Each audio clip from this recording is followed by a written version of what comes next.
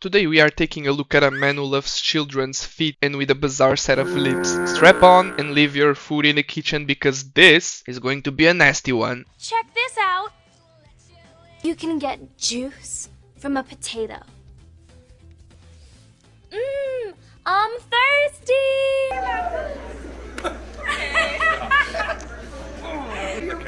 That was amazing. That was one of the better things I've ever heard. Hey.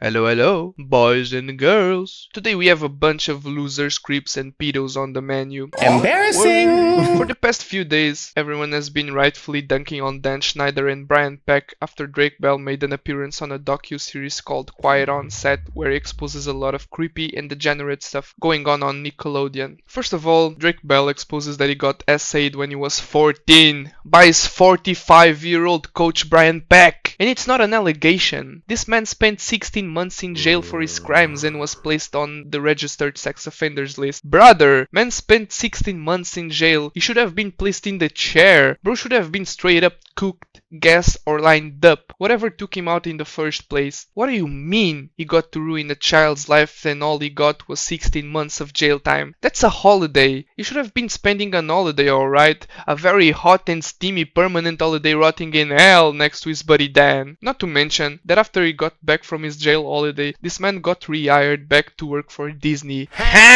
Great idea. Let's place the man that loves diddling children, working with children, making content for children. You can't make this stuff up. Brian Peck has not only not lost his career after he got caught with the end on the good old cookie jar, but he got credited until 2015, so he kept his career and got to work and potentially ruin more children's lives. Now that we've gotten the soup out of the way, let's jump on to the meat and potatoes of the video, which is the Dan Schneider rabbit hole. I won't be diving deep into it because it would make this video a 4-hour long Turkey Tom, losers, creeps and pedos special. Drake Bell also exposed and confirmed a lot of Dan Schneider's tendencies. A lot of the internet already knew that Dan was a little creepy. Since 2018, rumors have been floating around about how much he loved children's feet, how he would be weird and creepy towards his child actors, and how the adult scenes he had them partake in. Dan really loves his feet. Oh, I love feet so much. Let me see those tootsies. Let me get a closer look. Closer, I won't bite. Subscribe to the channel right now or else Dan Schneider himself will go to your house at 3 AM and take pictures of your feet while you sleep. Oh no! Anyway, let us not forget that Nickelodeon's old logo was an orange food. Remember?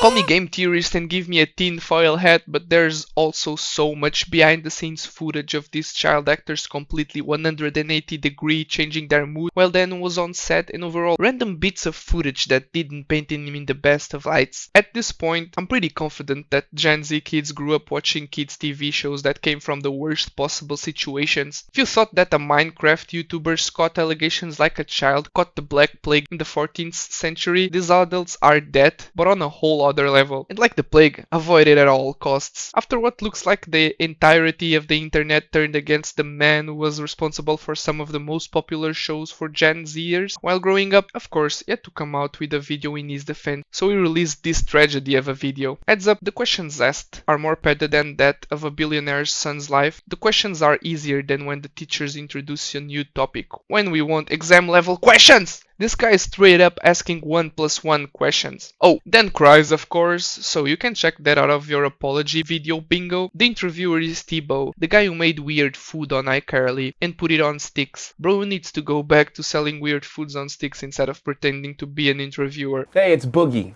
I played T-Bow on Nickelodeon's iCarly.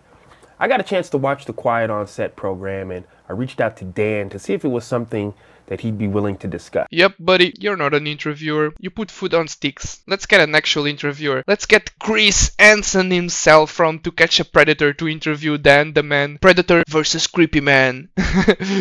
Dan, how are you? I'm okay. I really appreciate you reaching out and giving me the opportunity to talk to you about what we saw over the last 2 nights. I'm really glad you're here because I believe this is important. For sure. Do you think that the only person they got to accept to make the interview was Thibaut? Like, of course this wasn't an actual interview. They just wanted to appease the masses, so they made a quick video and answered some easy questions to try and get a small percentage of people back to the Nickelodeon side. I don't believe that Dan would agree to an interview with hard and targeted questions. That would bury him even deeper than he already is. Also, I don't think that he would agree to interview without first seeing the questions. Why do you think that he had to do it with someone from Nickelodeon? Don't you think that it's a little strange that they got someone who isn't even an interviewer and also works alongside Dan at Nickelodeon to do the interview? This could be very well my schizo brain at work, but not gonna lie, the video isn't even 1 minute in and it's already looking kinda sus.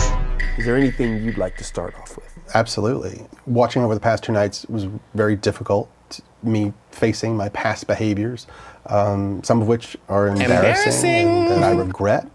And I definitely owe some people a pretty strong apology. Brother straight up embarrassed that they caught him red-handed, absolute 8K looking into feet. Man can simply not lay off the feet pics. That's the only thing he's embarrassed about. Had he not been caught, he would have just kept on doing it. I mean, there's nothing to stop him now from keeping on doing it. He just needs to be stealthier and more subtle. Also, he must have a full library of children's feet pics by now, so why would he need more? Man is more addicted to children's feet than an old man is addicted to wine and cheese, so he could be very well caught again. There's just no telling. Regret also implies that Dan will never be asking for massages or feet pics ever again from children. Let's see if he truly regrets that. Regret also doesn't absolve Dan from his sins. There's already a seat next to the old Beelzebub with his name written on it, next to his crony Brian Peck. The only thing this weird lip man regrets is that he wasn't more cautious and got caught. He was having children making weird and adult skits like squeezing potatoes to see if anything would come out, or having them constantly get facials with various liquids. Full on degeneracy. Let's talk about the massages. Okay. Watching the content yesterday, it was disturbing. It was wrong. It was wrong that I ever put anybody in that position. It was the wrong thing to do. I'd never do it today. I'm embarrassed that I did it then. I apologize to anybody that I ever put in that situation.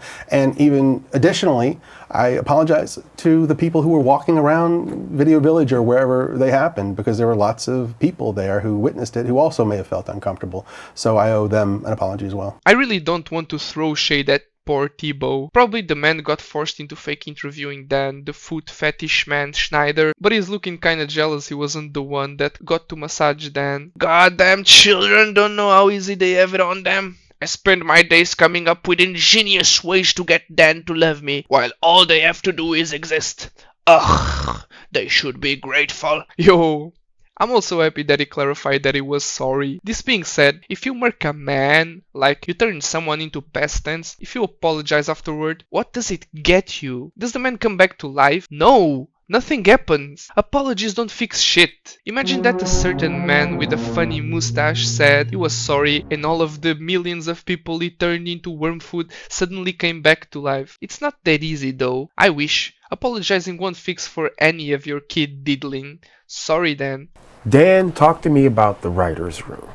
From what I saw, not cool. No, and I don't mean to cut you off, but if I can cut right to the chase, let me just say, no writer should ever feel uncomfortable in any writer's room, ever, period, the end, no excuses. Most TV writers, comedy writers have been in writers' rooms, and they are aware that a lot of times there are inappropriate jokes made and inappropriate topics come up. But the fact that I participated in that, especially when I was leading the room, it embarrasses me. I shouldn't have done it. I'm sorry that you found out about my 5 terabyte mega folder of children's feet pics. I'm sorry that you had to come across it. I'm sorry that I made Ariana Grande stroke a potato. I didn't want that to be seen. Next time, close your eyes maybe. Maybe look the other way, right? I bet that there are just so many inappropriate jokes made whilst around children's in writers' rooms. At this point, it's practically an inside joke in the industry. We even try to make more inappropriate jokes in writers' rooms whenever underage kids are roaming around. Sometimes we even have them make the jokes, so it's even funnier. It's okay to make inappropriate jokes, with your friends, not when children are involved. Especially not okay when you have children perform those jokes for our weird, disgusting, and depraved and pedophilic minds to enjoy. That's not an inappropriate joke. That's disgusting. Lock them up right now. That's not based at all. Again, he's embarrassed that he got caught. Ugh, fine, I'll be careful. Next time I won't let footage get out of the public to see. From now on, this goes straight up to my feed folder, and anyone in my writer's rooms gets NDA'd up the wazoo so they don't speak ever. I remember very clearly my early experiences, my first experiences in the entertainment business. I was green, I was scared, I was excited. It meant the world to me that I was getting those opportunities. And I went in and I got lucky because they were great. My first couple of experiences were fantastic. And the fact that I didn't pay that forward to every employee that walked through my door, it hurts my heart because I should have. And I wish I could go back and fix that. In the writer's room, there's no doubt that sometimes those jokes went beyond the pale and I said things that went too far or made practical jokes that went too far. Yes, then, it's a shame you got fantastic opportunities and great experiences when you were starting and just poisoned the well for anyone who came after you. Saying you're sorry won't fix the poisoning you've done. You've ruined multiple lives. Children's lives to make it even worse. You took advantage of your position of power and ruined it for everyone. It's like that saying goes, to test a man's character, give him power. I think it goes something like that. Don't quote me on that. Anyway, Dan really is a weird creep and a pedo. He got a good experience, and as a payment, he gave everyone a taste of his creepy tendencies. And that was wrong. And that was because, I was an inexperienced producer. I was immature. Wouldn't happen today. But I'm just really sorry it happened. What do you mean by you were inexperienced and immature? We're talking about children here. It's not because you were inexperienced. Brother in Christ, no amount of inexperience will have you making and having children partaking in adult jokes. Bite your own toes. Yeah, squeeze that potato. Oh. Gee, I sure hope not every immature and inexperienced adult has children perform such vile acts for their amusement. Conspiracy theory time! He was only inexperienced at covering up. We should have seen this all along. What Dan is referring to is to the fact that at the time, he didn't know how to cover up his wrongdoings and jail-worthy tendencies. Now, we know you've had a lot of success over 2 decades. Thousands of people have worked with you, for you. Okay. Let's speak directly to the people who did not have a good experience with you. Okay, I would like to speak to those people because I hate that anybody worked for me and didn't have a good time.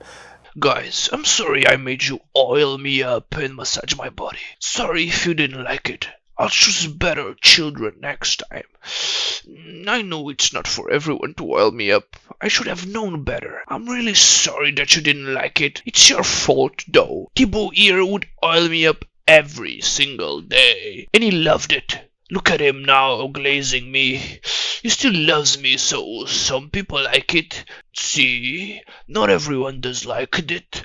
So is it my fault for you not liking working on my sets? Or was it your fault for not liking working on my sets? Brain capacity exceeding 100% here. If you can rationalize this, the mental gymnastics here are absolutely otherworldly. Look, I've had some employees that have worked for me for 10 years, some more than 20 years, who would work with me again. No one, creep. Was there specific things that you were doing? Sure, I would snap at people sometimes. I would be snarky when I could have given them a nicer answer. I would not give people the time that they needed. I would be in too big a hurry to get on to the next thing I had to do. And watching that show, it made me, there were so many times I wanted to pick up a phone and call some of those people and say, I'm so sorry and let's talk about it. And I wish you'd had a better time and I wish I could have shown you a better experience. Yeah. Being snarky and screaming is the least that Dan did. I had multiple bosses throughout my life, and I've heard most of them screaming, being snarky, not giving people the time that they needed. It's just basic boss starter pack stuff to my knowledge. Other people might have had different experiences, but these were mine. The simple fact is that Dan Fit Lover 3000 is glancing around every other thing he did. No mentioning about any of his weird children's feet pet tendencies, no mentioning of weird grabbing of his underaged workers. No boss of mine would grab me from behind and put his arm around my neck. Brother, reach for my neck and you'll be turned into an example. And he keeps on talking about showing his workers a better time. And with the things that we know now, it's so weird and icky. What does Dan mean by a better time? More foreplay so his victims would feel more comfortable? Brother, ew! Some people think that some of those jokes are inappropriate for children. What do you think of that? All these jokes that you're speaking of, that the show covered over the past 2 nights, every one of those jokes was written for a kid audience because kids thought they were funny and only funny. Okay? Now we have some adults looking back at them 20 years later through their lens, and they're looking at them and they're saying, oh, I don't think that's appropriate for a kid show. And I have no problem with that. If that's how anyone feels, let's cut those jokes out of the show. Just like I would have done 20 years ago or 25 years ago. I cut it. I want my shows to be popular. I want everyone to like.